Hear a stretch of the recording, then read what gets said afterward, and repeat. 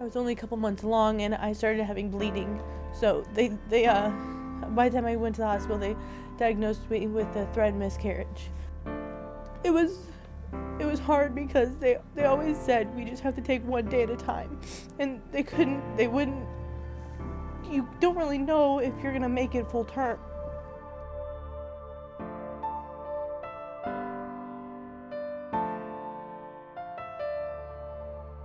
Twin transfusion is when the mother has one placenta and two amniotic sacs, and the placenta is providing a connected blood flow between the two babies, so that one baby is a donor giving extra blood to the other baby who is a recipient.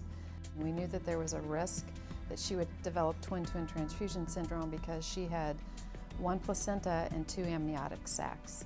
My first ultrasound showed one baby was slightly bigger than the other. That's part of it, that one baby is too small and one baby is too big, but the bigger problem is that the one baby could go into heart failure and the imbalance of blood flow could cause both babies to die. So it's really important to cut off that blood flow between the babies. We couldn't do the amniotic removal of the liquid, so we had to go to the most invasive, which is the fetoscopic laser surgery. You use a fetoscope, which is a long tube with a camera at the end of it. The goal of the laser procedure is to find the vessels that are providing the blood flow between the two babies and then laser those vessels so that blood flow can no longer happen between them. So they each have their own blood supply and can grow the best on their own, and you don't have the problem of a donor baby and a recipient baby. The severity of the TTTS was so advanced that that was the only option we had. When Dr. Debo told me that we'd have to do emergency surgery for the next day, that he was going to try to get a team together, then this severity of everything kind of sunk in. They have you go in there and they give the epidural to you, lay down, they put the blue curtain up, and my husband was in the OR with me and he was just holding my hand and we were joking around and just trying to think positive through the whole thing. So this is just like scanning the area first to see which vessels are actually crossing between from this side through this membrane here.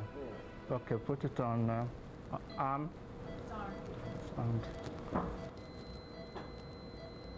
I felt some pressure and they had us wear the goggles, so because it is laser surgery, so it lit up the whole room. Sarah did really well. they're both looking fine at the moment. Then we'll watch and see how things go, okay?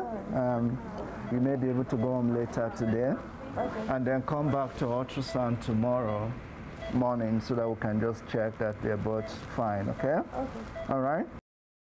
We were able to laser the appropriate vessels to diminish the blood flow between the two babies, and she was able to go home that night. Then we just monitored her very closely for the remainder of the pregnancy to make sure that both babies were growing and doing well. The babies were delivered on Friday, and it's been wonderful. When the girls came out, they were on room oxygen, like they were on room air, and they didn't need breathing tubes.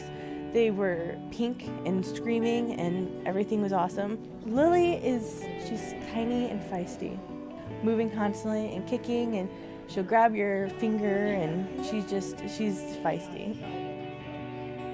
Jade is a lot like my husband.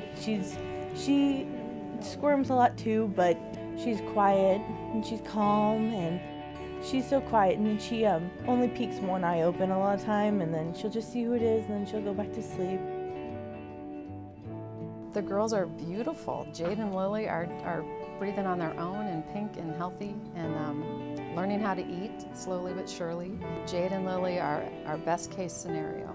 It's really, really exciting to see how well things are going right now. It's amazing because you don't think that they would be here. They are. And I'm so happy. I'm so thankful for Barnes and for Children's and for the doctors, because they really did. They gave me the best present a mom could have, and it was like healthy babies.